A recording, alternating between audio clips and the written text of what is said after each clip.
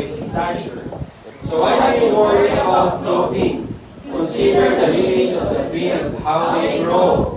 They neither toil nor spin. And yet I say to you that even Solomon in all his glory was not arrayed like one of these. Now if God so clothes the grass of the field, which today is and tomorrow is thrown into the oven, will He not much more clothe you, O you of little faith? Amen. Amen. Mapapagod tayo.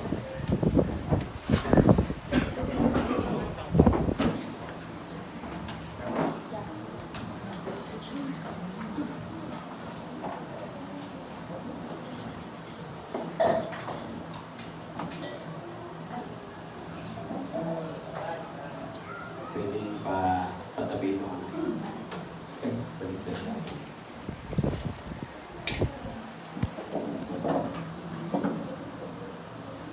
Pwede patabi mo. Hindi katay na yung araw na.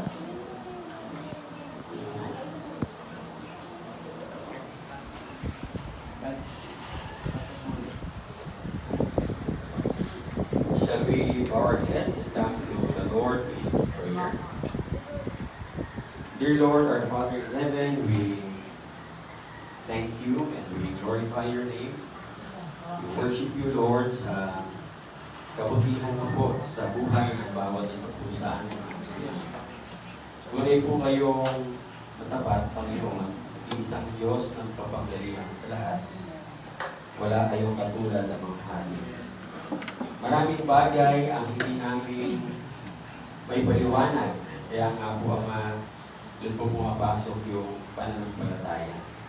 Na aming isasampa at aming itataya ang buhay namin sa iyo. Sapagkat alam namin, Panginoon, sa iyo ang kinabukasan ay napakaganda. Purihin po kayo aming Ama. Sa oras na ito, Panginoon, sa pamamagitan ng inyong banal na Espiritu Santo, mangusap po kayo, Ama, sa bawat isa po sa amin. Any particular message, Lord, that you want for each one of us to understand, let it be so, Father. Only for your greater glory alone. Ito po ang aming samot dalangin sa pangalan ni Jesus. Amen. Amen. Purihin ang Panginoon. So, tutuloy po natin, no? Yung ating series on the misplaced priority. Last time nakita po natin na kung meron pong absence ng priority, tayo po ay ineffective, mag-preoccupy po tayo sa mga bagay na hindi naman kailangan, at ginagawa po natin yung mga tinatawag na unnecessary, mga bagay na hindi importante. No? And the end result is wasted energy. Sayang. No? Na ginagamit natin, wala namang kwenta. So ngayon, titingnan po natin, saan ba napupunta yung misplaced priority? Usually, pag ang priority ay misplaced, ang lagi lamang namimit niyan ay personal needs. So, pag sinabi natin personal needs, masama ba yun? Hindi. Yun nga lang, ano ba ang priority sa kingdom of God? Personal needs o seeking first the kingdom of God? Seeking first the kingdom of God. Bakit po? Kasi nga po, sa pasimula pa lang, from the very beginning of creation, in-establish na po ng Panginoon ano yung priority natin bilang tao. Ano yung kanyang inutos sa atin is to have dominion. So, ang mandate po sa atin ng Panginoon is, una, kingdom rulership. So, hindi po tayo mga buntot. Tayo po ay mga ulo. No? We are the head and not the tail. Sabi sa Deuteronomy 28. Ano pa po ang itinuturo sa atin sa priority na yan? Kingdom management. And we have to manage everything that God has given us.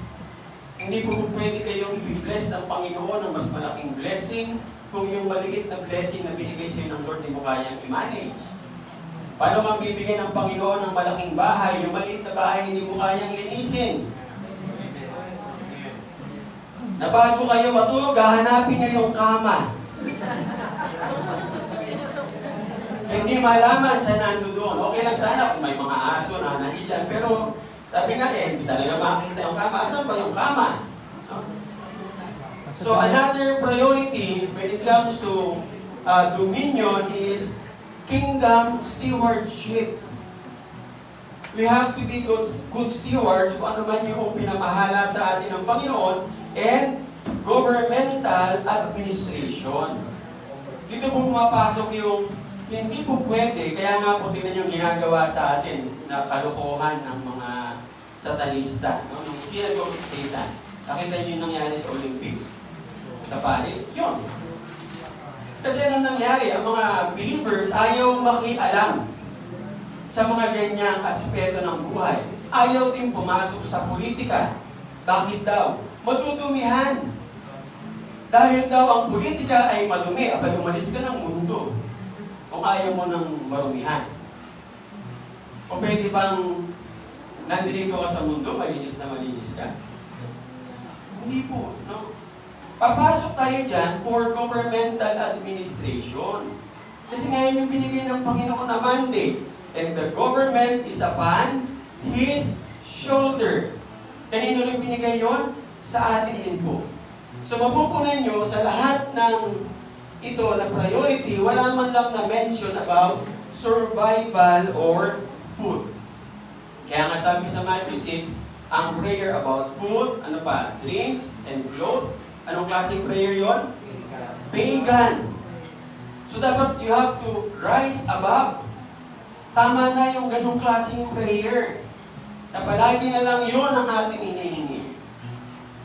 Tandaan ninyo, sa Garden of Eden, hindi naging problema ang priority kay Adam and Eve. Bakit po? They walk in full and open fellowship with God. And because of that, ang Panginoon, the Creator, provided everything and therefore they have no worries. Meron niyang isang theologian na nagsulat sa Garden of Eden. Sasabihin daw ni Adan sa puno, gusto kong kumain. Ang gagawin daw ng puno, yuyuko pa. Iaabot kay Adan, o bumili ka, alin ang gusto mo. Eh ngayon, ang gagawin mo, aakyatin mo pa. Minsan yung bunga nandun pa sa pinakadulong-dulo. Bago ka dumating sa dulo, nabali ang sanga. Tapos sa kapalaran. Hanap ng iba. So lahat pinoprovide ng Panginoon. Food, water, and other resources in abundance in the Garden of Eden. Bakit po nangyayari yon? Because they have daily interaction with God. Kumusta tayo? Meron ba kayong daily interaction with God, mga kabataan? Kahit tayong lahat dito. Do you spend time with God in prayer? Sa umaga. O inuumaga ka, kaka-cellphone. Yun ang mabigat ngayon eh. Wala ka ng panahon sa Panginoon. Kasi sabi nga, ay maaga nang natulog. Alas 3 ng madaling araw, paano ka pa makakapag-pray? Kaya tuloy yung buhay, hindi maayos.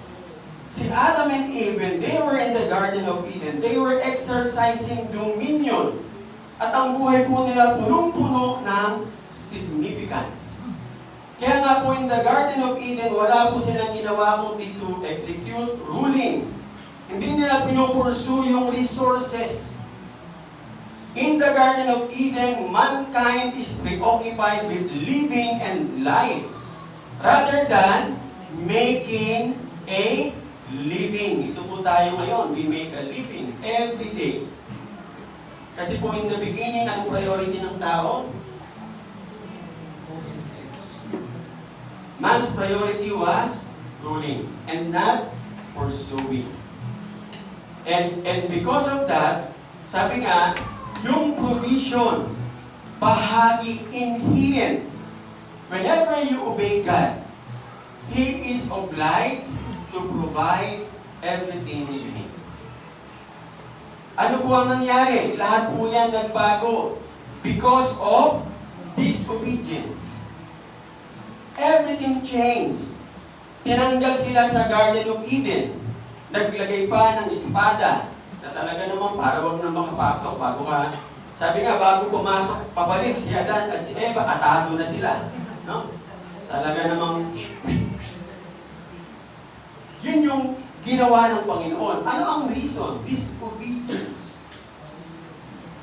And you know, we are experiencing that right now. Whenever we disobey God, ang daming consequences. Lagi ko sinasabi sa group namin, pag nakikita namin, bakit si Bong Pineda nagagawa niya yung gano'n? Lagi ko sinasabi kay Bishop, ang law ng Panginoon is crime and punishment. Whenever you committed a crime, there will be a punishment. At nakita ko yan. With my own eyes. Si Rimulya, yung tatay ni John Vic, gano'ng karaming pinatay na tao niyan. Meron pa yung inilibing ng buhay. Matanda na ayaw magbenta ng lupa. Ano nangyari sa kanya bago mamatay? Alam niyo yung tsura niya? Yung kamay niya nakaganon, yung paa niya nakaganon, tulo ng tulo ang lawa. For so many years. Nakita niyo yung parusa na yan. Hindi siya agad pinatay ng Diyos. Pinahirapan siya ng Diyos. Try to imagine, sa ganong sitwasyon, gustong-gusto na niyang mamatay. Pero hindi siya mamatay-matay. Na tuwing susubukan siya ng pagkain, tatalsik lang yung pagkain. Bakit? Nagagalit siya eh. Sa tingin ko siguro, nagmumura siya. Eh hindi naman siya maintindihan. Pag sinusubok siya, talsikan yung mga, pati yung nurse ng susubo, naliligo na. Wala naman siya magawa, malaki bayan eh. May pera nga siya, gano'n naman ang buhay niya. Anong klaseng buhay niya? Crime and punishment. In every crime that we do, there will be a punishment. Disobedience. Sa bahay na lang, dalhin natin, gawin natin konkreto, practical. Sabi ko nga, Lord, sagasaan na ang masasagasaan. Sa bahay, unahin natin yung disobedience ng parents. Last Sunday, sabi ko, may mga magulang na helicopter parents. Ano yun? Parang si Rambo, di ba? Nasa gitna ng gulo, biglang darating helicopter, tak. May mga ganyang magulang. Anong ginagawa? Pag may problema ang anak, talaga naman kung todo proteksyon. Yung bata lumalaki nang walang kakayanan na mag-solve ng problem. Sinong may kasalanan? Sinong nag-disobey? Parents. Dapat ang mga magulang matuto sa agila. Kanino ko yun? Kasi ako nga.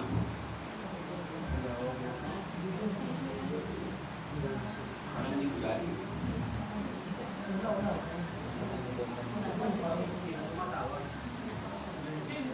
Ano yan yun?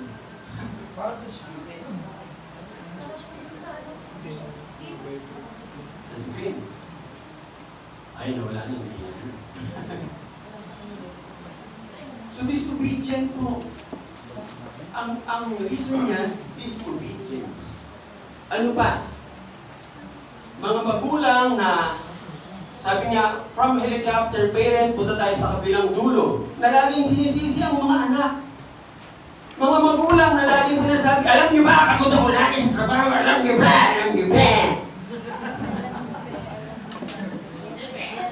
Ayaw magtrabaho. Eh kung pwede na sila magtrabaho, di nagtrabaho na. Disobedience po yun. Ano ang consequence? Ano ang punishment? Yung mga bata, nagiging rebelde. Hindi po ba? Subukan nyo kayang ganyanin. Kahit nga tayo eh. Siguro baka ganun ka lumaki. Kaya ganun ka rin sa mga anak mo. Sabi nga, you are a believer. Cut it off. Obey God. Pasalamat tayo, binigyan tayo ng mga anak na pangangalagaan natin, i-disciple natin, sa halip na magalit kayo sa kanila at pag-uwi nyo ng bahay, lahat na lang ng takatak. No? Dapat sasabihin nyo sa mga anak nyo, mga anak, alam nyo, ay regalo ng Panginoon sa akin. At ako'y nagtatrabaho dahil mahal ko ang Diyos, dahil mahal kayo ng Panginoon. Hindi yung pagdating mo sa bahay. Pati kapit-bahay na tama eh. Parents disobedience. No? Eh sa mga kabataan, akala nyo lusot kayo ha. Ano ang disobedience ng mga kabataan? May mga kabataan na sila na ang nasusunod sa bahay. Hindi na yung rules and regulation ng magulang. That is disobedience. Senyorita, senyorito, sa bahay. Hindi pwedeng maghugas. Bakit? Masisira yung cutics at cuticle. Ang hahaba ng kuko. Paano mong paghugasin yan? Ang haba ng kuko. Yan ba ang kuko ng Proverbs 31, woman? Hindi.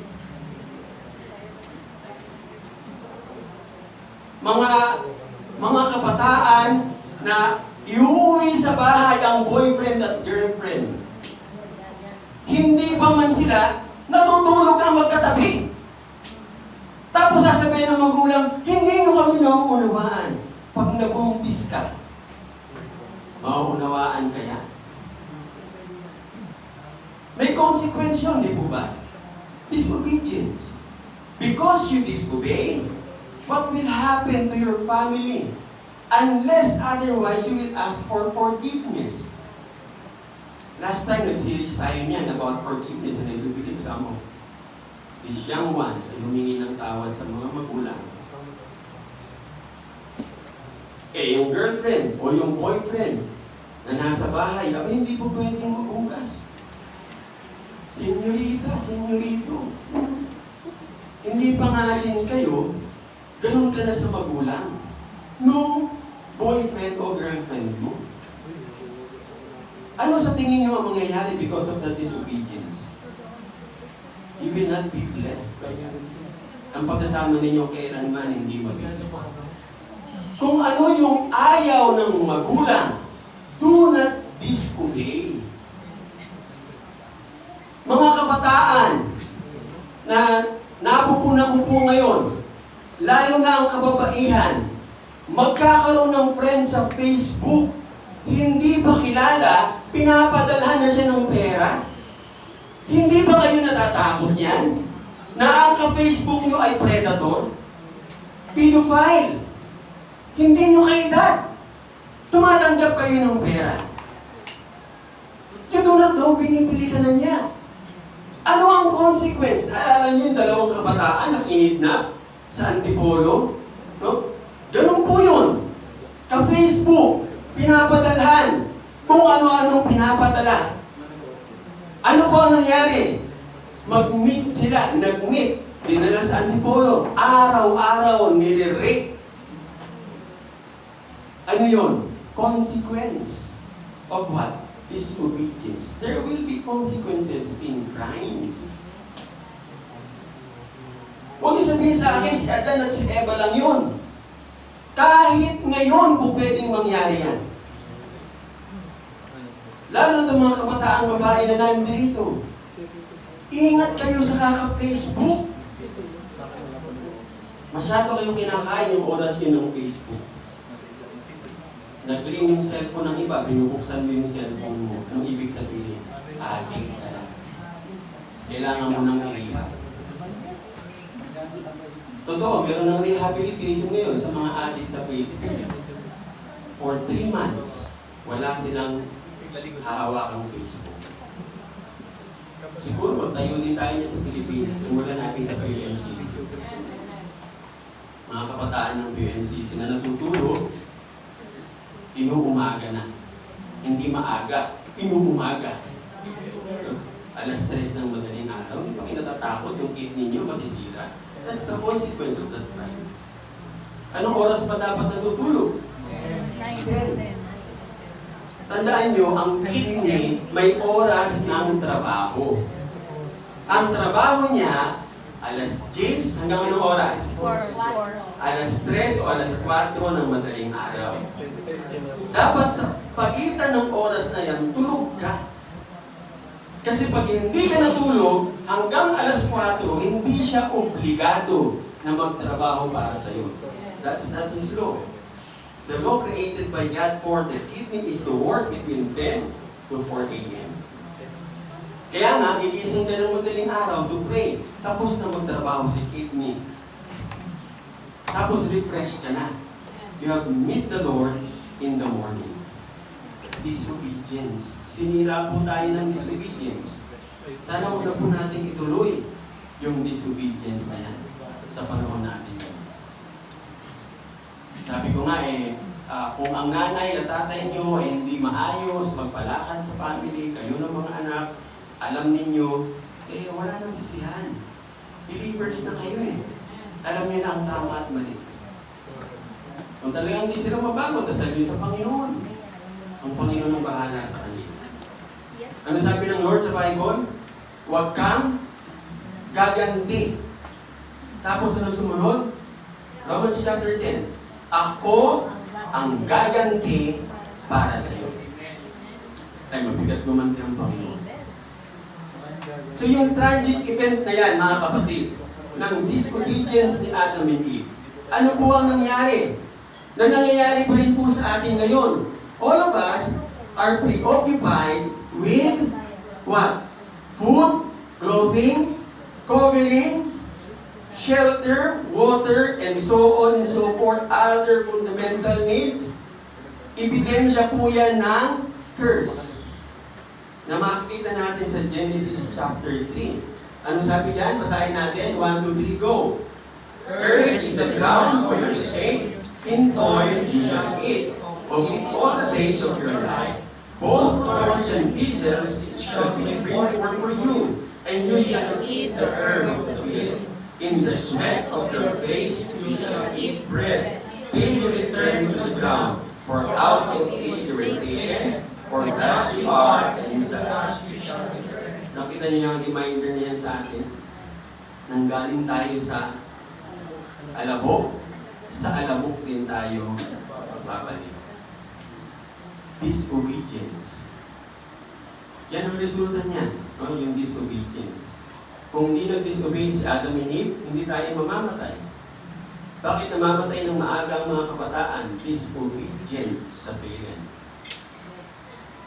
Marami na akong huwag niyo sabihin na masamang damo, matagal mamatay, kalokohan yun. Deception yun. Bakit po?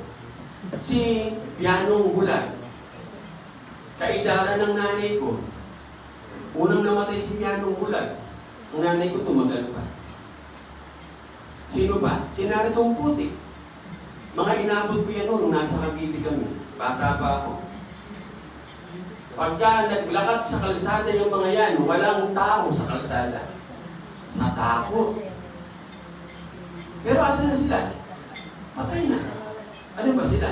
Masamang damo. Kaya huwag niya sabihin, pastor, masamang damo po ako, matagal ako mamamatay. Tingnan natin. Baka bukas makalawa, wala akin na. Hindi natin alam kung kailan tayo matatapos. Niliremind tayo ng Lord, doon tayo nanggaling, babalik din tayo doon. Ano man yung mga paghihirap na meron tayo because of the disobedience of Adam and Eve, and do not continue that.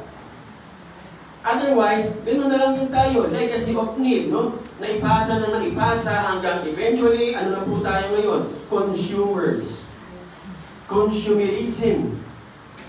Totoo ba na tayong lahat ay mga consumers lang? Meron bang realidad niyan sa buhay natin? Meron. Hindi po ba? Pagkainan. Tayo, pinapractice natin yung equality. No? Dati kasi hindi. Mauna, matibay. Yung huli, wala na. Kaya sabi ko, from now on, may magsasando. So, napapractice natin yan.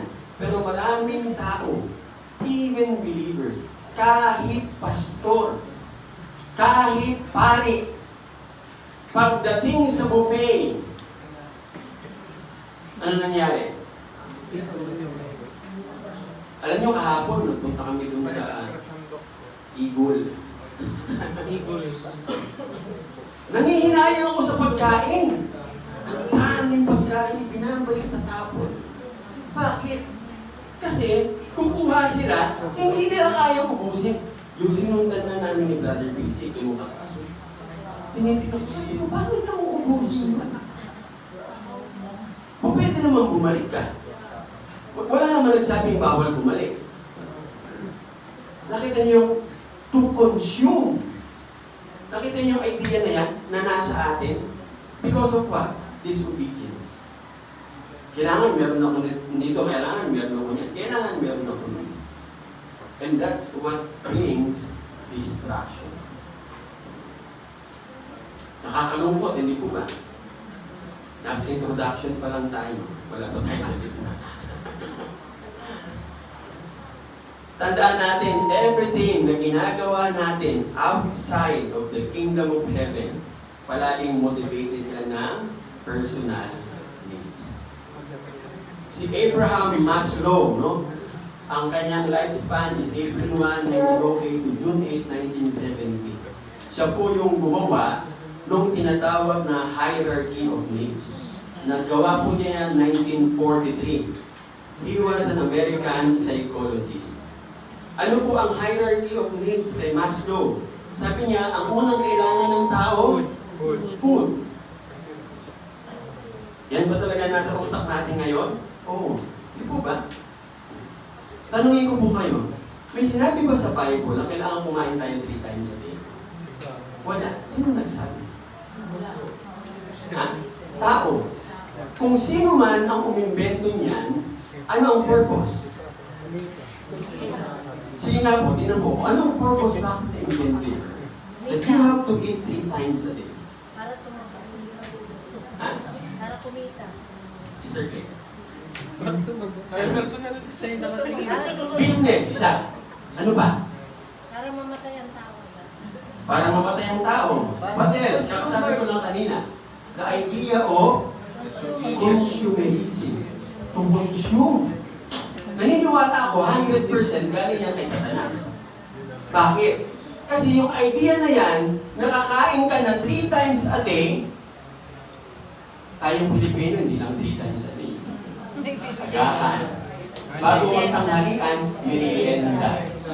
So, 3 na. No? Nakatatlo na siya, hanggang tanghalian. Tapos, bago maghapunan, merienda. Ilan na? 4 na. Tsaka maghahapunan, 5 na. Bago matulog, midnight snacks. 6. Ito bang mabigat? May mga umu-order pa ng madaling araw. Anong i-order? Dunkin' Donuts. Jollibee. Jollibee. Sabi, isa lang daw, Pastor. Nakita niyo yung idea ng consumerism?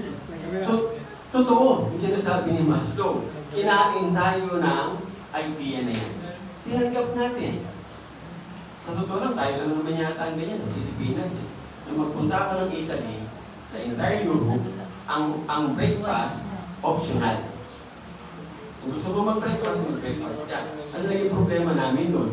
Eh dahil sanay tayong mga Pinoy na nag-aagahan, pagdating ng alas 10 ng umaga, yung prayer time namin, no? Siyempre prayer, tahimik yan. Yung mga bituka namin, nakakahiya. Nagsasalita yung bituka. Hindi ka naman makalabas. Kasi prayer time. So, kailangan ka mag-taste nun. Makinig na lang yung katabi mo.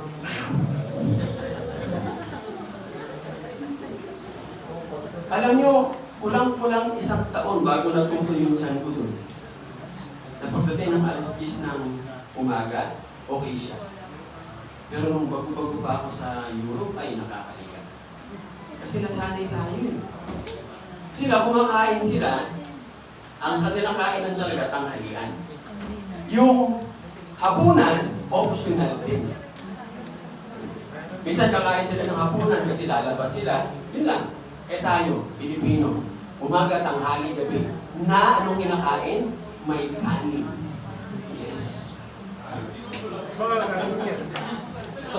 Alam niyo na ba, ako ginagamit namin ng kanin saan? Pandikit sa bola, ang tibay. Tapos kinakain natin, pikit-pikit dito. Tapos nagtatanong tayo sa lumalaki yan siya. Isa yan sa course. Ba't ang Pinoy ang lalaki ng siya? Hindi naman uminom ng beer. Diba? Kasi ang tao natin sa kanin. Ano kaya magsimula sa atin? No rice. No rice at all. No rice fellowship. Kakain tayo walang kanin. Kasi Yes. bakit kung problema sa Pilipinas ng bigas? Dapat ganyan dalawa. Kung problema tayo kasi yun yung in-inject sa utak natin eh. Dapat kumain ka ng kanin. Ayun naman ang cause ng maraming karamdaman. Food. Ano ba ang sinabi ni Maslow? Water.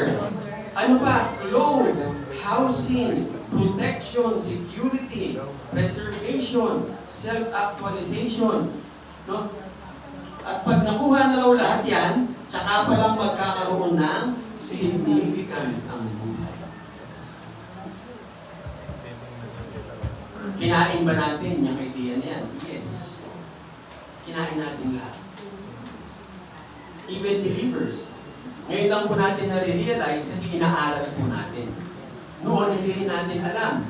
Ang alam lang natin noon, kailangan tayong kumain 3 times a day. Tapos pag gutom na gutom ka na at hindi na ibigay sa iyo yung pagkain mo,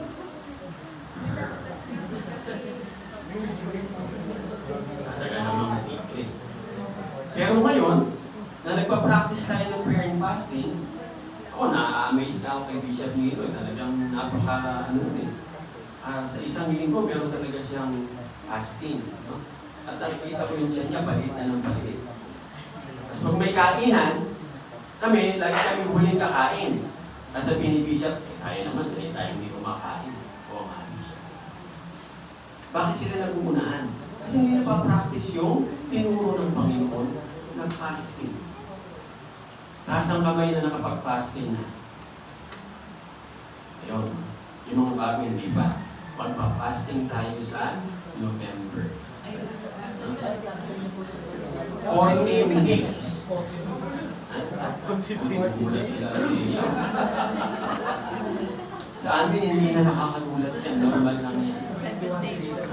Nag-21 days na kami. Ako, nag-40 days na ng fasting. Hindi nga alam. Alam niyo, pinaka-the best ng fasting pagdating sa pagpapapayat. O yung mga pantalon namin, pantalon ni Brother Peter, nalalaglag. Talaga naman, gano'n kami ng gano'n na. Kaysa yung sabi nga, todo work ako, hirap-hirap. Samahan mo ng fasting, ay talaga naman. At yung fasting, tinuturuan tayo kung ano yung hierarchy ng days. Ano yun? Seek first the kingdom of God and His righteousness, and all these things shall be added unto you. Amen? So dahil yan sa hierarchy of needs na yan, na resulta ng kasalanan, ano po ang nangyari sa tao? Ang ginawa ng tao ay umimbento ng relihiyon. Para saan po? In an attempt to find the lost kingdom. Yun po ang religion. Ang religion ay imbensyon ng tao para ibalik yung rulership. Tandaan nyo, walang tinurong religion si Jesus. Taas ang kamay na magsasabi na si Jesus ang nagtatag ng Christianism. Wala, ayaw niyo magtaas. May tinatag pa relihiyon si Kristo? Wala. Di po ba? Pag may nakita kayo sa Bible na sinabi ni Jesus, itatag natin ang Kristyanismo, magre-resign ako pagkapastor. Wala tayong makikita. Sinong umimbento ng relihiyon ng Kristyanismo? Tao. Kanino nagsimula?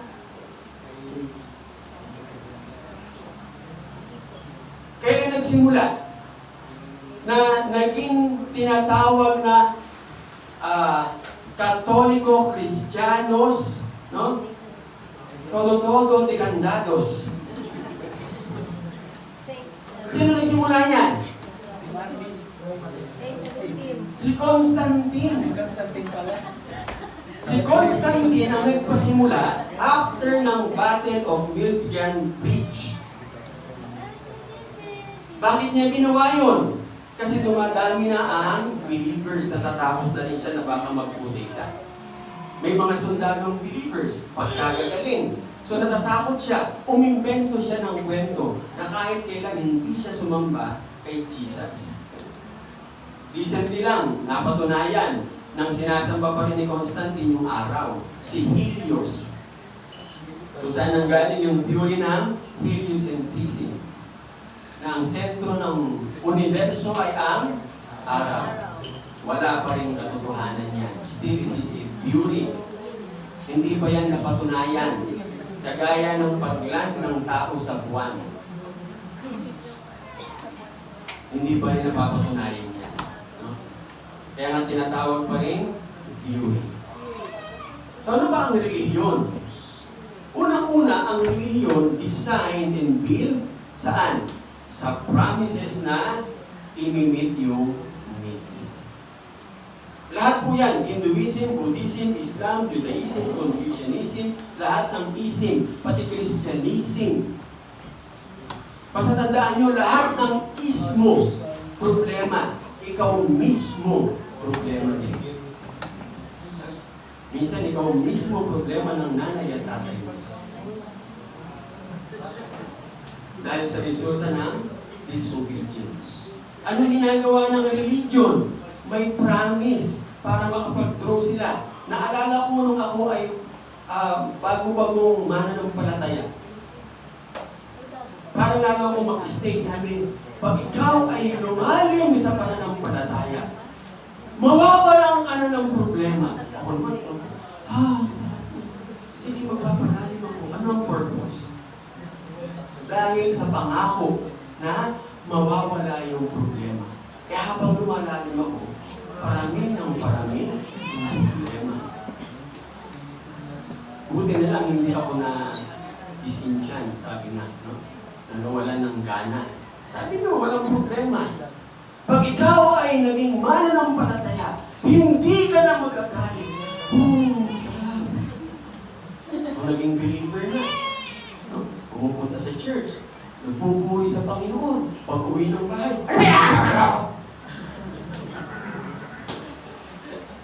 may kilala akong ganyan noon. Pag nasa church sila, ang sweet nila. At sila ay ideal couple. Ano na namang pagka nag-usap sila, love, when you, ang ganda, masarap pakinggan. One time, kasi ako noon nag-visitation ako, nangingi nagsasabi. So nagbisita ako sa bahay nila. Malayo pa, may narinig ako.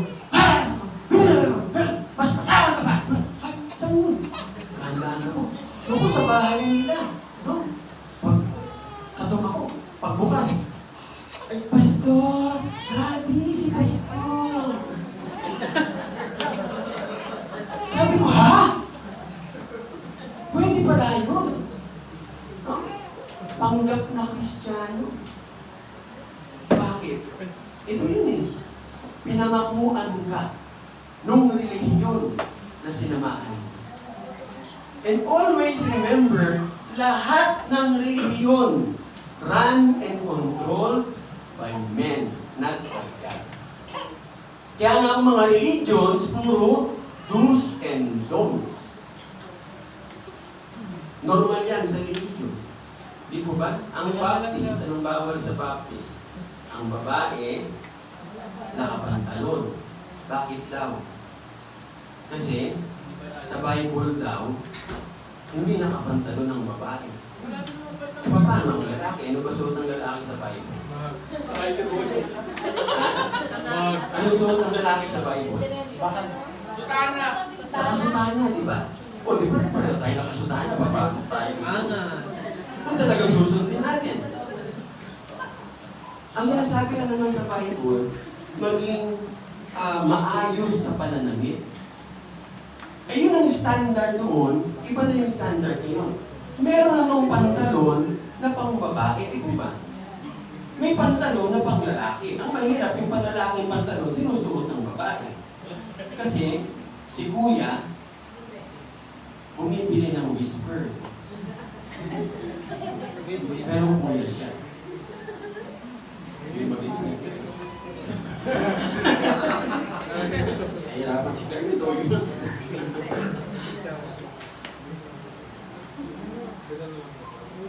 Yun po ang realidad, mga kapatid. And so we really have to get out of religion. Sinira tayo ng religion. Try to imagine, ilang daang taon na ang Katolisismo? More than 500 years. Ilang daang taon na ang Protestantism? More than 100 years. Nabago ba ang mundo? Wala. Anong nangyari? Away-away pa.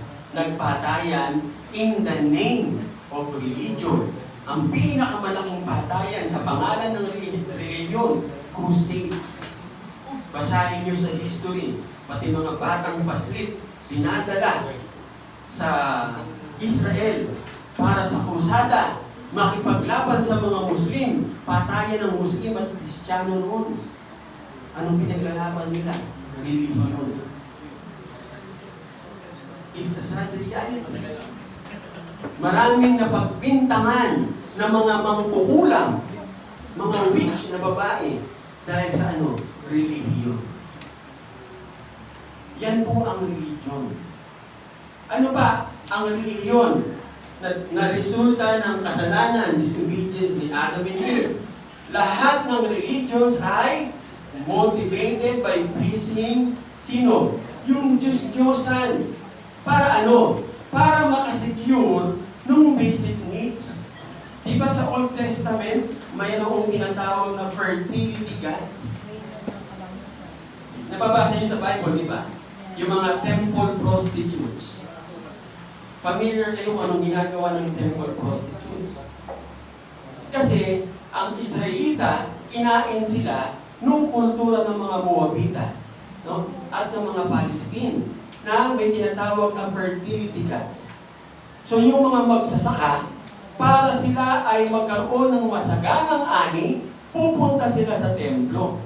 Uumpa sila ng prostitute. Nakikipagtalik sila sa templo. No?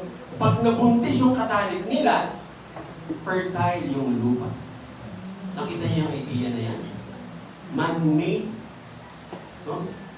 So para Para doon sa crop, weather, protection, and so on and so forth. Dahilan lang po yan, mga kapatid, sa disobedience. Kaya sangkaterbang Diyos-Diyosan ang lumabas. Ano-anong mga Diyos po yan? Ano yung una? Sino yung una? Sun God. Sa Greek mythology, sino yan? Kakasabi ko lang kanina. Si? Helios. No? Kita niyo kung paano hanggang ngayon nilalaro tayo ng mga Satanist. Yung Olympics. Saan galing ang salitang Olympics? Sa Olympus. Ano ang Olympus? Greek gods. Doon nakatira ang mga Greek gods and goddesses. Walang nagreklamo. No? Okay lang. Ganyan tayo inuuto ng mga grupo na ito. Kaya kahit anong gawin nilang kalokohan, walang magawa ang mananampalataya. Kasi matagal nang hindi kumikita. Sino pa? Yung moon god. Sino ang moon god? Sa Greek gods and goddesses. Luna? Hindi. Luna is moon in Latin. No? Lunala. Tawag nila. Alam niyo kung sino? Silene. Yan ang moon god. May mga pangalan na ganyan. Silene Dion. Is sabi nga yung parang ang tawag ito, yung pag-interpret mo yung Latin or Greek into English. So yun po yun. Silene Dion is moon god, ibig sabihin. Eh sino ang rain god? Si Zeus. Ang dami nga, no? Yung ocean god, si Poseidon. No? The god of the death, si Hades. No? So, sino ba? The god of fertility and beauty. Ha? Aphrodite. No? Pagka god of beauty, Venus. Pero pag fertility and beauty, takita nyo ko. Alam niyo ba, kwento ako kayo ng konti. Si Helios, yan ay originally, hindi yan kabahagi sa Greek gods. No? Kasi ano po siya, bago naging Greek mythology, may tinatawag na Titans. Napanood niyo ba yung Titans? The Clash of the Titans. Sila ang original na Diyos-Diyosan ng mga Griego. So si Helios, one of the Titans. So ang mga Titans, sila yung mga Diyos ng mga higante. Tapos yung tinatawag na Clash of the Titans, naglaban yung mga Greek gods against the Titans, sa dalaw mga Titans. Si Helios pumanik sa Greek gods. Kaya naging bahagi siya ng Greek gods and mythology. So ano ba si Helios? Anong dala-dala niya? Yung araw. Ang katuruan nito, nakasakay siya sa chariot, nasa likod niya yung araw, tapos tumatakbo siya maghapon. Lumilipad sa taas. Dala-dala niya yung araw. Nakita niyo yung idea na yan. Ano yun? Elementary. Ito ba nakakatawa? Pag lubog ng araw, so nakabiyahe na si Helios, di ba? Lumubog na. Nasaan siya? Kasi kinabukasan, lulutang uli. Pabiyahe na naman. Alam niyo ginagawa ni Helios? Nasa malaking saucer daw siya. No? So namamahinga, katabi niya yung araw, tapos palutang-lutang sa dagat.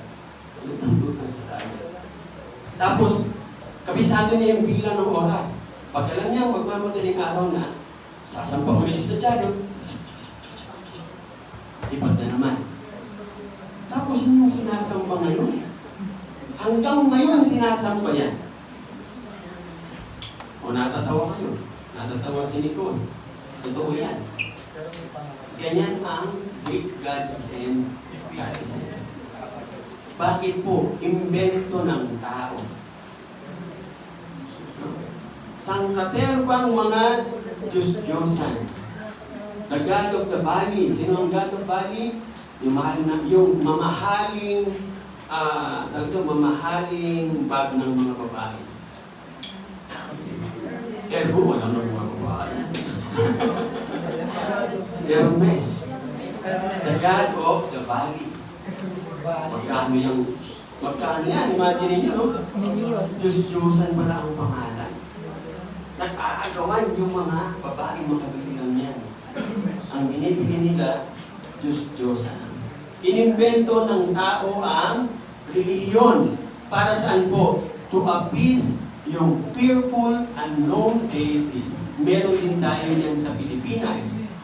Ang alamat ni Magayon. Ang Magayon volcano. Di ba? Anong ginagawa? Para i-appease yung deity, yung babaeng birhen, dadalhin sa tuktok ng bulkan. Ihuhulog! Lalo pag umuusok yung bulkan, buti na lang natigil na yun. Kaawa-awa yung mga kababaihan noon. So ang tanong, bakit siya nag-perpetuate? Kasi because of religion. Ano ba ang purpose ng religion? Mga kapatid, to win the good favor of God. Yan ang pong purpose niya. Eh minsan, tangay-tangay natin yan sa pagiging believer. We want to win the favor of God. Dapat lumaya na tayo. Otherwise, andun pa rin tayo sa resulta ng disobedience. Ano ba ang another common denominator ng religion? Lahat ng religion, ano ang primary focus? Yung needs ng worshiper, hindi yung needs ng the one worship. Yan po madalas. Religious people always serve and worship their gods. Meron silang ulterior motive. Tapos naging mananampalataya. Tingnan nyo yung idea, hindi pa niya natatanggal. Magta-tithes ako para i-bless ako. Pareho pa rin ba? Pareho pa rin? Ibig sabihin, pumunta ka sa church, ang pananaw mo ng church, religion pa rin. Kailangan lagi ako nga sa church para i-bless ako ng Panginoon. Pareho pa rin? Yes. We have to be set free. No? Sa relihiyon, ang prayer, self-centered. Panginoon, bigyan mo po ako. Ako po, Panginoon. Kukuha po ako, Panginoon. Kasi po, Lord, ang apelido ko, kukuha ko.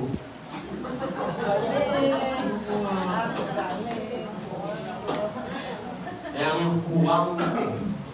Diba? Kuwang ko yan yun.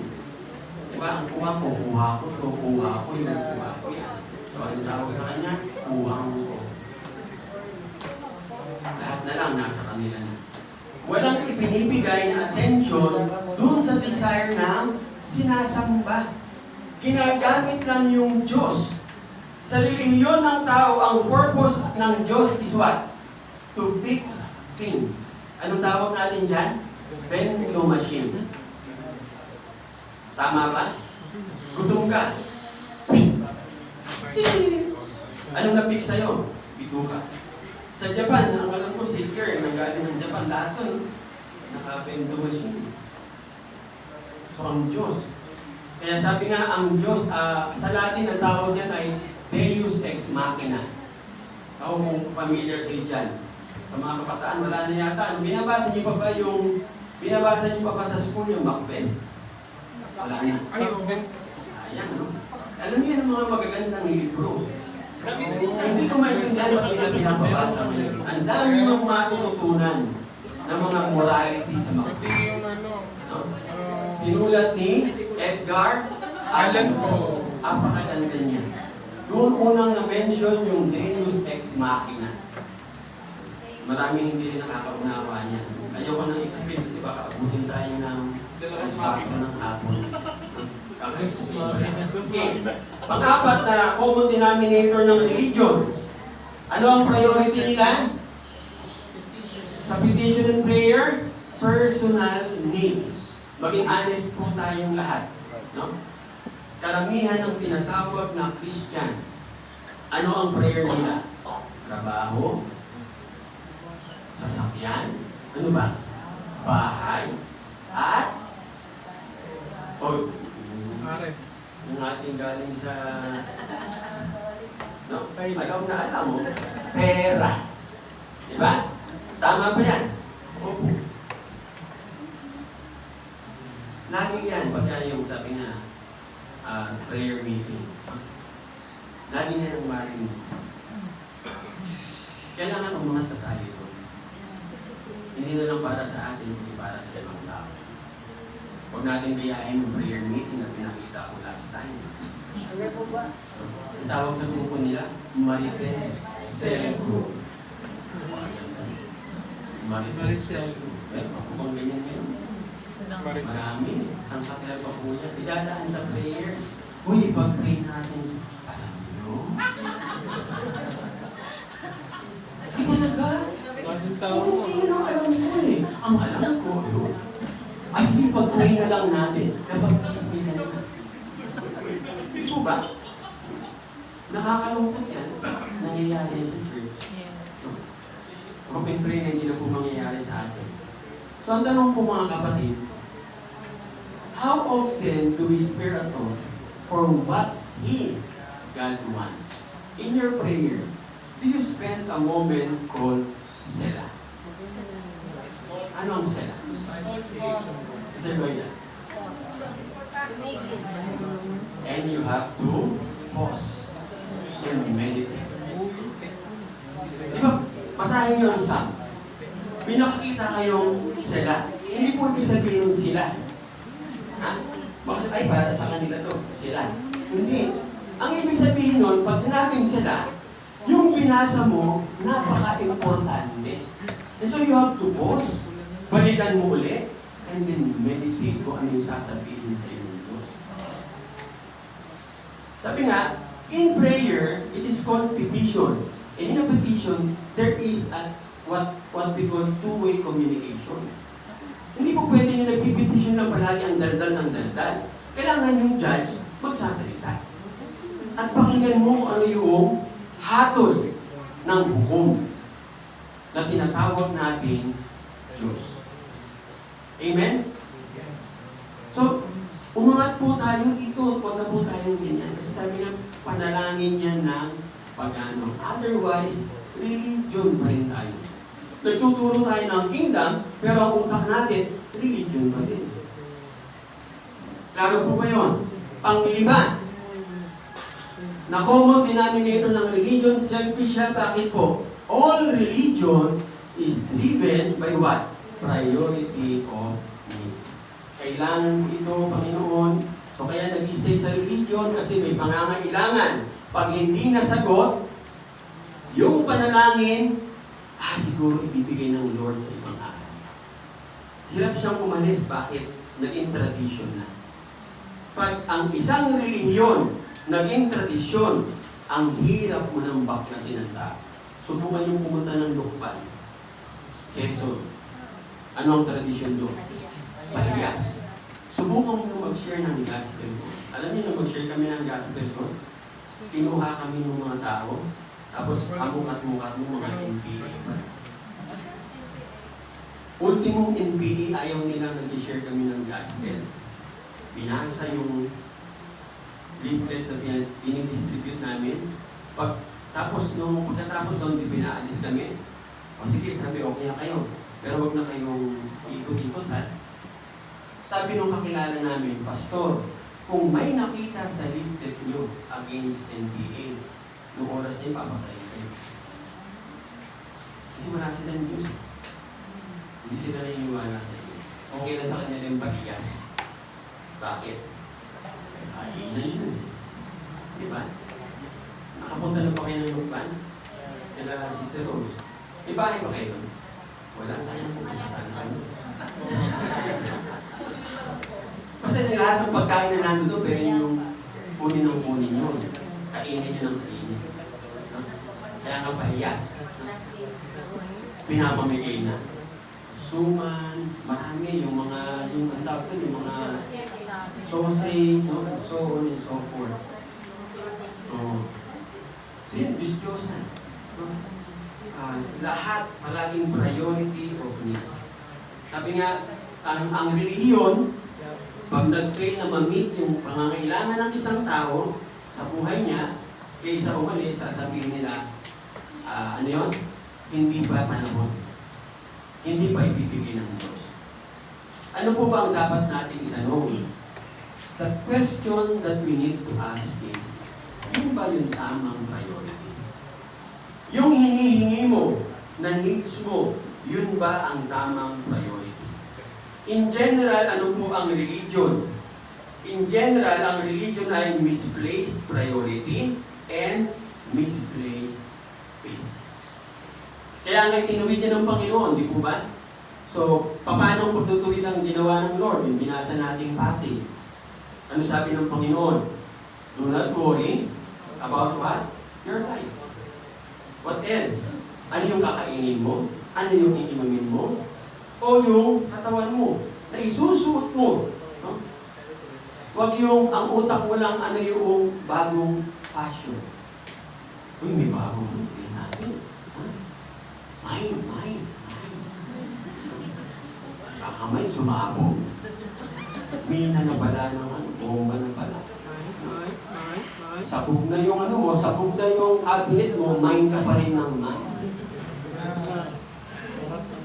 Alam niyo ba, ito lang, sabi nga, parenthetical comments. Na-realize ko lately, ang mga English words, marami palang spells. Yung mga English spells. Inaral ko lately, sabi ko, meron ako napakinggan, kaya sinabi ko sa inyo dati yung hello. Diba? Spell pala yan. It's an English spell para pagbati mo, ang binabati mo, impyerno. Hell, no. So pag binati niyo yung tao, hello, sinasabi mo, impyerno ka. Spell po yan. Subliminal message yan eh. Ano pa? Good morning. No, Pastor, dami pinag-aaralan. Ano ba ang morning? Pagdalamhati. Di ba? So, anong sinasabi? sinasabi mo, good day. Pag bumati ka sa umaga, good morning, mabuting magdalamhati ka. It's the same. Ang tawag po dyan, ang original niya ng morning is M-O-U-R-N-I-G. So ang ginagawa nitong mga Satanist, binabago lang nila. Pero, without you realizing it, kasi ang tanong, kailan ba ginamit ang salitang good morning? Ano na yan eh? Ginamit niya mga 16th, 17th century. Noong unang-unang panahon ng batian, good day. Di ba? O kaya ang bati, lalo mga believers, ang bati ay good Lord's Day. Kaya nga AD, di ba? Ano ang AD? Anno Domini. In the year of the Lord. In the day of the Lord. Anong ginawa ni Satanas? Ginamit niya yung lingwahe.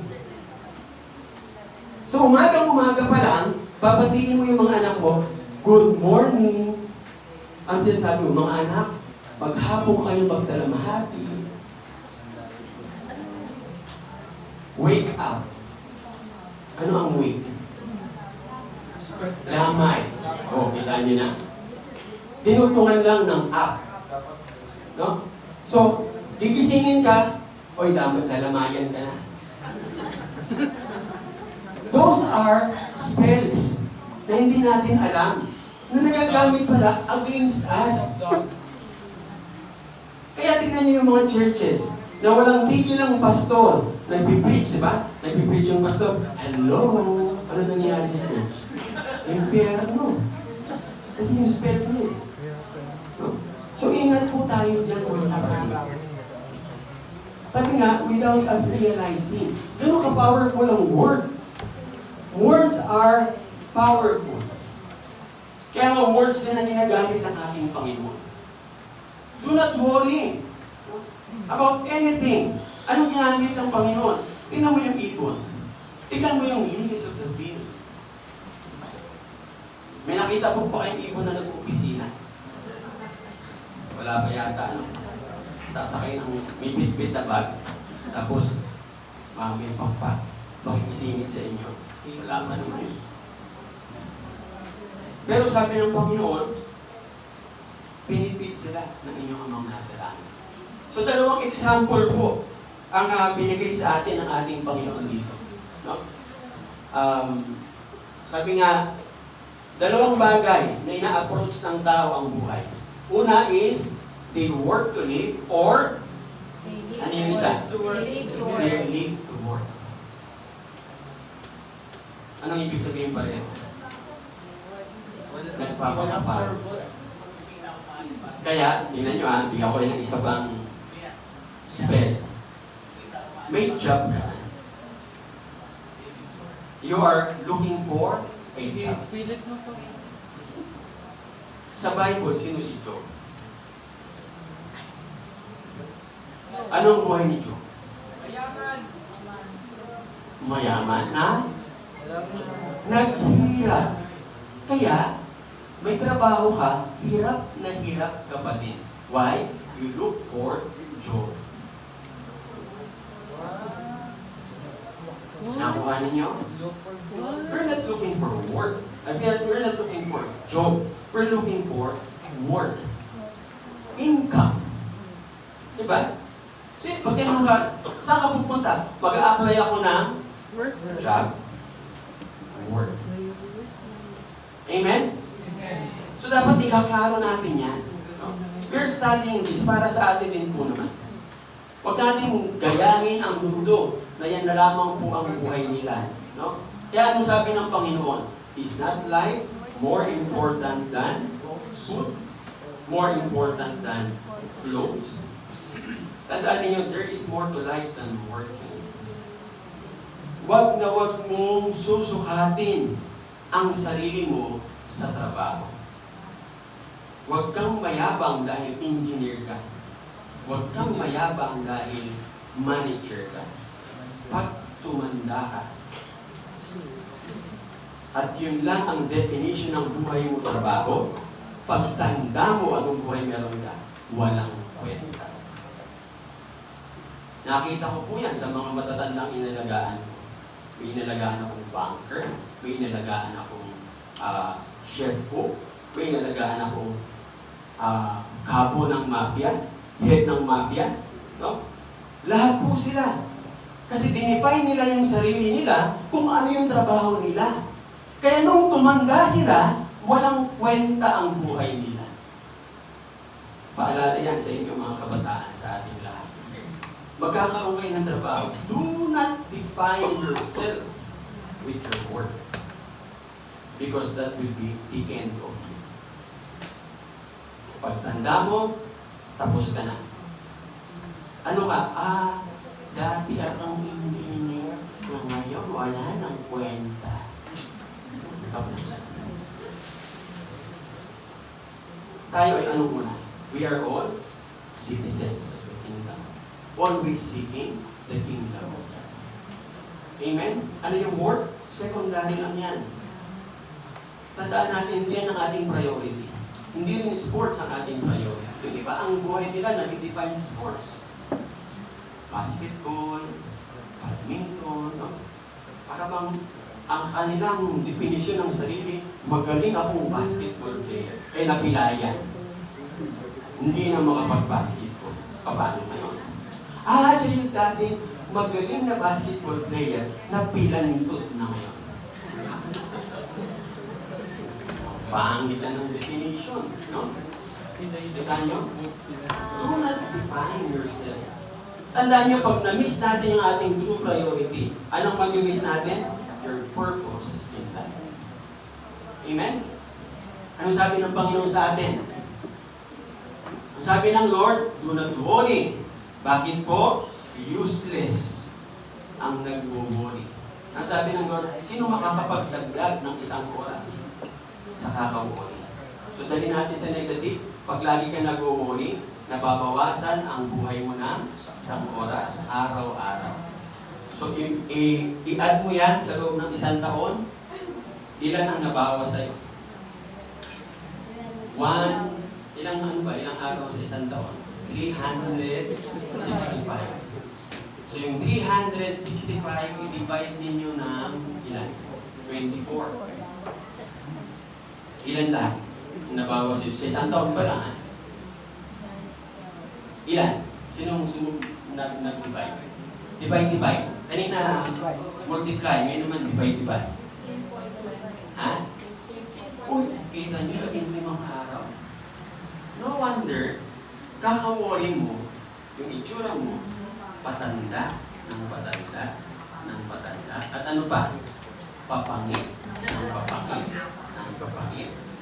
Ano pa? Papayat. Tandaan nyo pag warrior ka, PPP. Yan ang tatandaan ninyo, PPP. Hindi po piling-piling pelikula. Hindi patanda ng patanda, papangit ka ng papangit, papayat ka ng papayat. Kakawal. So hindi natin, sabi nga, hindi natin yan term, no? Bakit po? May nabago ba ang pag-worry? Wala. Nag-worry ka lang. Halimbawa, umuulan. Naku, babaha na naman. Lalalim naman ang baha. Hindi pa bumabaha, ano na nangyari sa'yo? Yung dibdib mo, tapos nakikita mo umaangat, bago bumaha, nahimatay ka na. Nauna ka pa. Tapos sa halip na manalangin, anong ginagawa mo? Picture ka ng picture. Ito na po ang sitwasyon namin ngayon.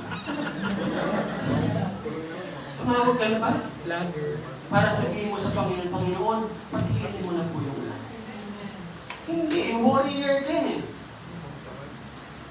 Nakita niyo yung naging resulta, yung ginawa natin the other time, ang lakas-lakas ng ulan, ang sabi tuloy-tuloy pa yung ulan, ano pong ginawa natin?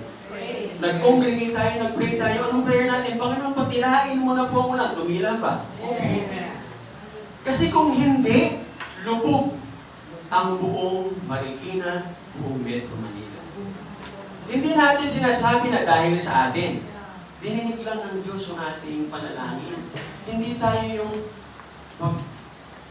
may mag-post sa Facebook, ipopost niya rin. Nakatulong ka ba? Ano nadagdag mo? Nadagdagan mo yung nagmumuli sa church. Ganito na po ngayon sa Balikod. Sa Balikod, binabaha, taas-taas. Yung pala sa primer. Kasi yung nag-post sabi sa Balikod. So, pinost mo rin. Eh, yung nakabasa, naku po, baha na sa Balikod. Ang taas mo.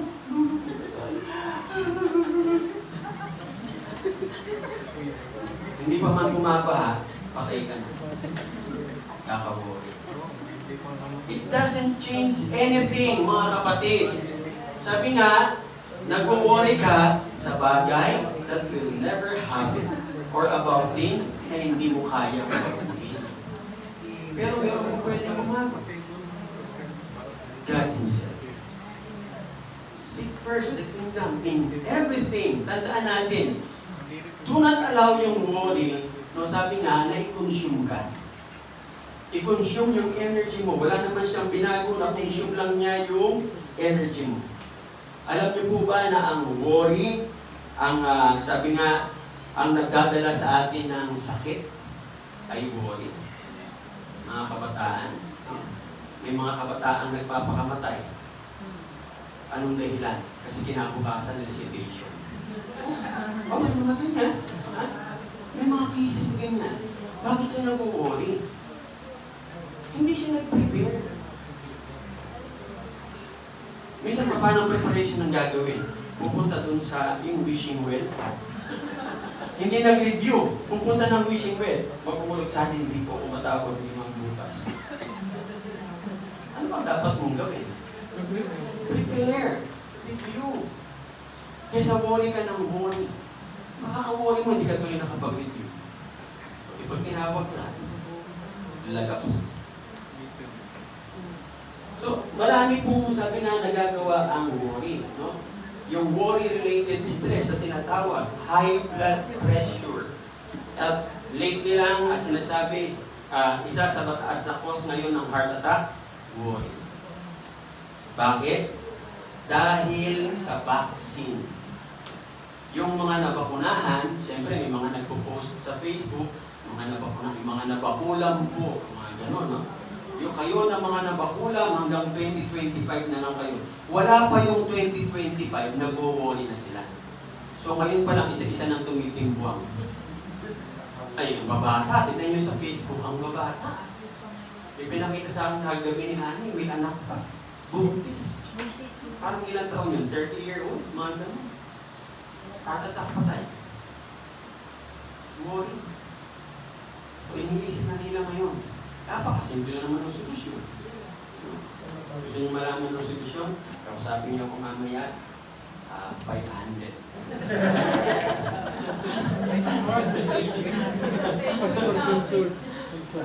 Diba? Sabi nga ang problem, ano ang problem? Opportunity.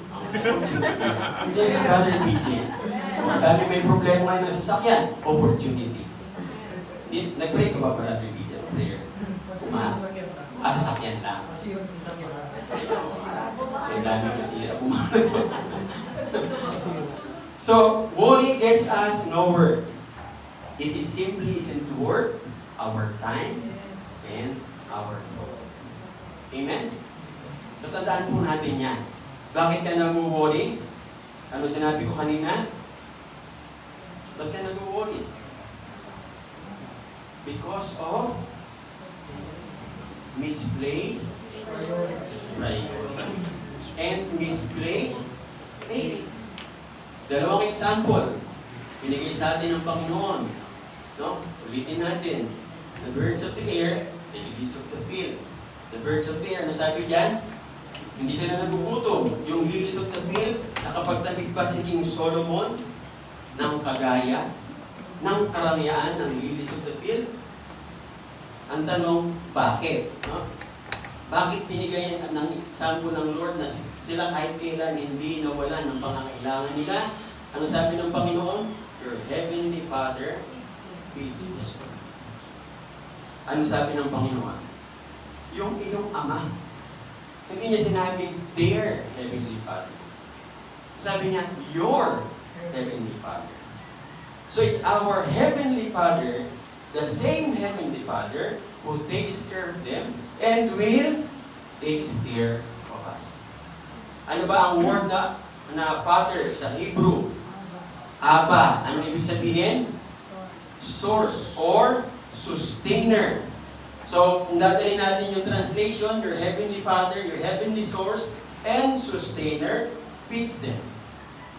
So, ito po ang aking parang naging conclusion sa passage na yan. No? So, if your Heavenly Source and Sustainer takes care of the birds and the lilies, which are here today, gone tomorrow, don't you think He will take care of you too? Ano sagot po natin? Amen. Amen. Yes, Lord. Yun nga lang, sabi nga, yung problem natin ngayon ay dahilan sa misplaced faith. Because of misplaced faith, nag-change tayo ng source. Instead of looking to the Father, kanino tayo pumupunta? Sa nanay, sa asawa, employer, government, si amigo. No? Doon po tayo nadadali. Parang gagawin nila to sustain us. Kaya na, pinag-uusapan yung, ano yun, yung senior, no? Senior ay ibigay ng gobyerno. Ang gagawin natin, mag-ahali tayo. Yung ba? Pero kung alam natin yung source natin, baka tayo pa magbibigay sa government. Amen? So you should know your source. At yung source mo ang magbibigay sa iyo. Always be connected with the source, like Adam and Eve in the Garden of Eden. Kaya wala silang problema sa pagkain, hindi sila nagtatanong kung kailan sila kakain, hindi susunod nila, and so on and so on. Amen? So tayo po, ano po ang buhay natin ngayon? Nabubuhay po tayo sa tinatawag na dog eat dog, every man for himself world. Kailangan mong lumaban. You have to scrape and scramble for everything at yung mahawakan mo, wag mong bitawan. Ilaban mo ng patayan. Tama po ba? Ito po tayo. Resulta ng disobedience. Do not allow, mga kabataan na nandito, huwag kayong pumayag na yung magiging future ninyo, ganyan din. Because of what? You disobeyed your parents. Huwag niyo sabihin sa akin, pastor, ang nanay ko sa manong ugali, ang tatay ko sa manong ugali. May sinabi ba sa Bible, sa 10 Commandments? Honor your father and your mother pag mabait sila. May sinabi bang gano'n? Wala, di ba? Ano lang sabi?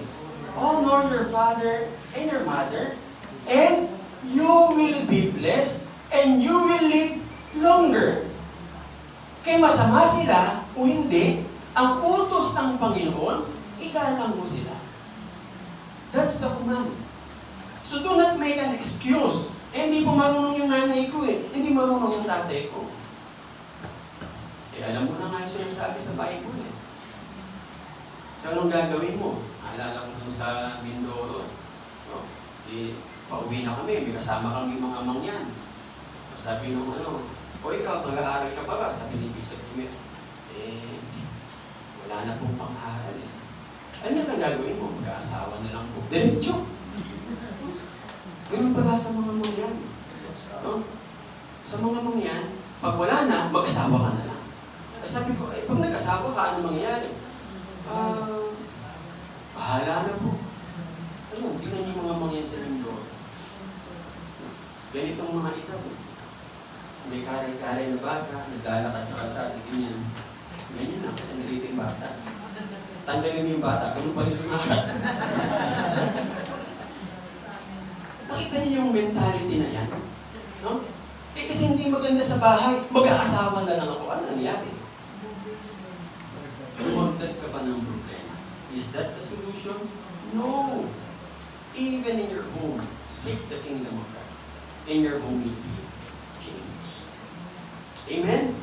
So, the big question is, who is your source? Sinong source niyo? Kabataan, sinong source niyo? God. Huwag niyong gawing source yung magulang. Ang magulang, channel of blessing. Ang tawag sa magulang ay resource. The source is God. Sila ginamit ng Diyos para maging resources sa inyo. So, hindi yung, porque hindi na ibigay ni nanay at ni tatay, magagalit kayo sa kanila. Pag hindi na ibigay ni nanay at ni tatay, anong gagawin nyo? Anong gagawin? Hindi na bigay ni nanay at ni tatay, hinihingi ninyo. Na-promise naman nila, no? Pagdadabog ka ba?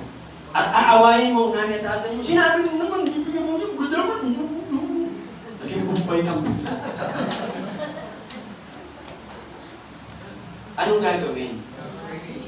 Go to the source. Pray. Father in heaven, in the name of Jesus, I bless my parents. Hindi kini-curse niyo yung parents ko. So, paano pa silang mag-bless? Pray. Tayong lahat, hindi ito para sa kanila, sa ating lahat. Hindi nagawa ng government, go to God. Pray. Bless the government. Pinagpipray niyo ba ang gobyerno natin? Pinagpipray niyo ba yung mayor? Dapat araw-araw pinagpipray. I-bless sila ng Panginoon. Maging agents of change. Yes, sasabi tayo ng mga bagay sa gobyerno, pero dapat bahagi din po ng ating pananampalatayang panalangin. Amen? So kung ang Diyos po, no, sabi nga kung wala kang ibang tinitignan, maliban sa Diyos, no, na iyong Ama, hari ng langit, na source mo, hindi siyang tinitingnan mo, yan po yung nag-i-explain bakit nag-i-struggle ka sa buhay. Bakit hirap na hirap ka? Bakit kayod ang kayod sa lahat? Kain ng kain payat. Tulog ng tulog payat. Kahit anong gawin mo, walang nangyayari. Okay? Pero, on the other hand, if you will make God your source, He will call the shot. And what else? He will pay your bills. Sa Bible yun eh. All these things shall be added unto you. Laki ng babayaran, di ba? Dumating yung bill. Ang laki ng babayaran. Ano gagawin mo? Ano ba naman yung miray mo? Nabita sa lumot.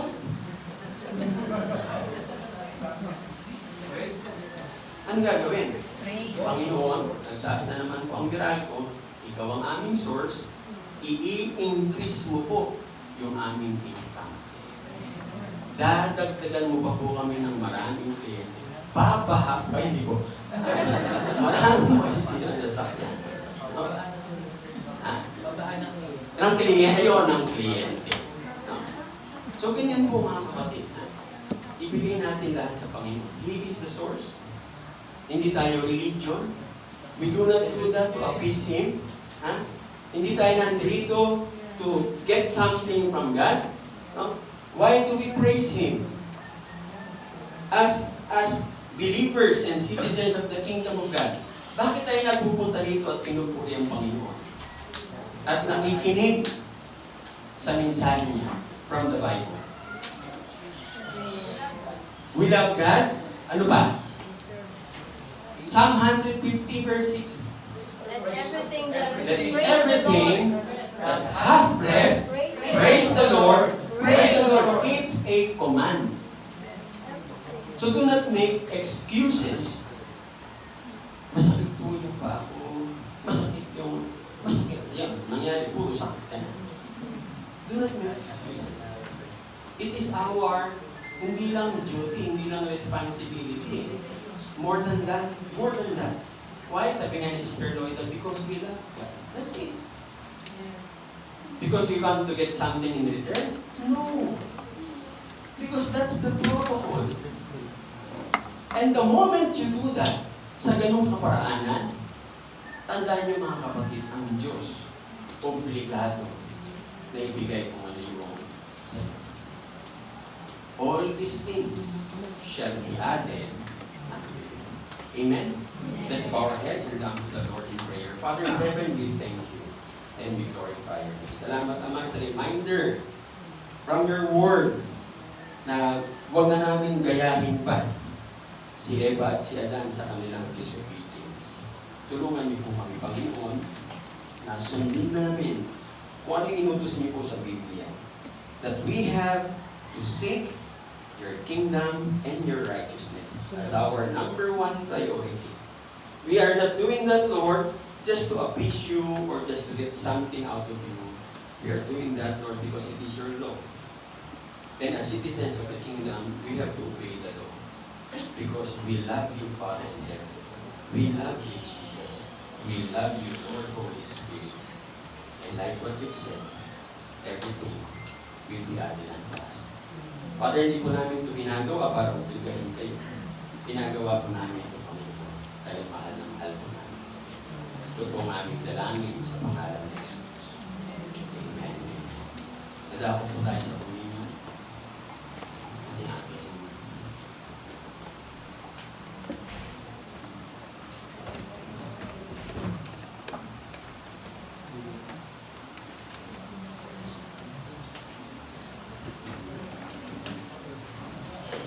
Atin pong idalangin ang ating mga community elements. Panginoon, amin pong itinata sa inyo. These community elements, Lord, which reminds us of your great love, which you have done through the cross, through our Lord Jesus Christ, more than 2,000 years ago. Father, sanctify these community elements. At nawa, Panginoon, magamit po ito as your agents of healing for whatever illnesses that we have. Physical, spiritual, and other things, Lord. Be it emotional, Father in heaven, nothing is impossible with you, Lord. And may these community elements reminds us, Lord, of the thing that you want from us. And you want the praises of your people. We thank you, Father, in Jesus' name. Amen.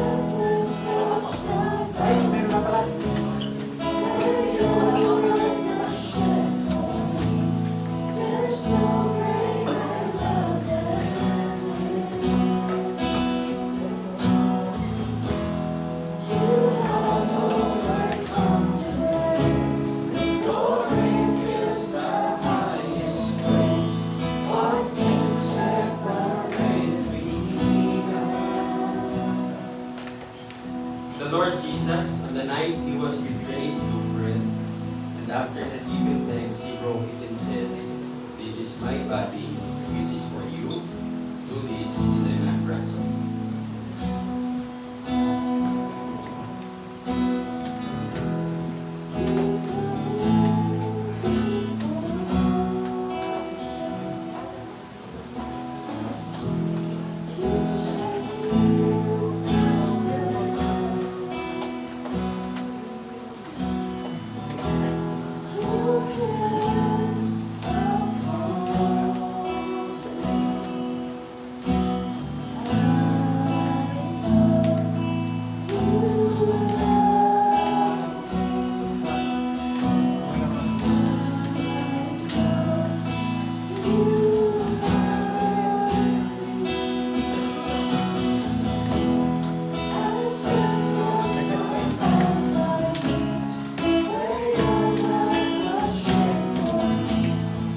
There's no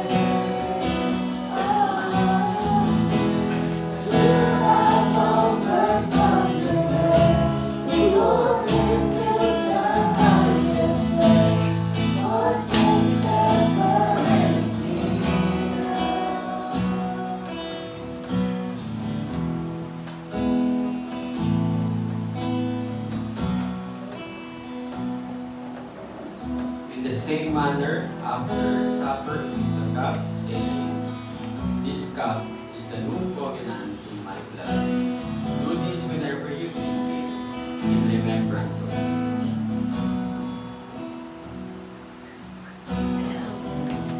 For whenever you eat this bread and drink this cup, you proclaim the Lord's death until He comes.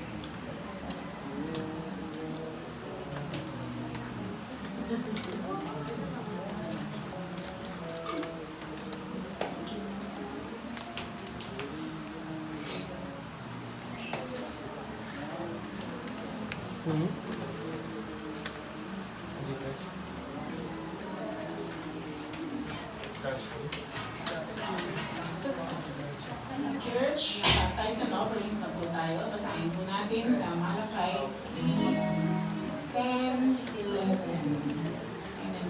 Sabi po dito, "Bring ye all the tithes into the storehouse, that there may be meat in mine house. And for now wherewith, say the Lord of hosts, if I will not open you the windows of heaven, and pour you out the blessing, that there shall room enough to receive it." Ay magbigay po tayo para walang pagsigla ng blessing nito.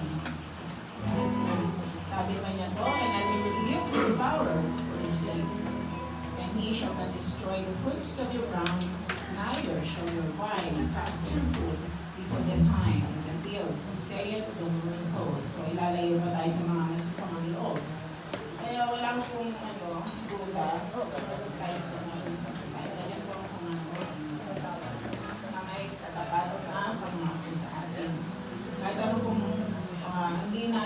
kailangan maghintay ng Sunday para ibigay ang tithes. Meron tayong midweek service. Pwede tayong magbigay ng tithes ng things. So, if natin sumunod sa Panginoon, dahil matamahal natin siya, sumunod tayo sa salita niya. At ang kalakip noon ay ang mabiyaya. Dahil yung pagkakaloon niya sa atin. Let us pray po. Dear Heavenly Father, we praise you, we thank you. Once again, O Lord, sa mga salita niyo, sa mga reminders na namin narinig. Tuloy niyo, Lord, na kayo po ang lagi namin i-prioritize sa aming buhay. At higit sa lahat, Lord, meron po daw ang assurance of salvation. Ang bawat isang nalilito ngayon na nakita ng salita niyo. Salamat, Panginoon, sa salvation of our souls. Dahil talaga naman po sa Bible, ang mga tumatanggap lang po, sa pagbabasa po ng Bible lang talaga po, ang salita ni Lord ay para lang sa mga anak niya. So to say, mga po Lord ay magkaroon ng assurance of salvation ang mga tao, mga unbelievers po. Lighten their minds, O Lord, with your words, O Lord God. At kami po ay magandang example sa mundo ito. Help us to spread your kingdom, O God, in heaven. So we praise you, we thank you, and we glorify you. Good help, Lord, para sa aming lahat. Kung sa gayon, magawa namin ang kalooban niyo, we are greater glory in your come. This is my prayer in the name of the Father, and of the Son, and of the Holy Spirit, we are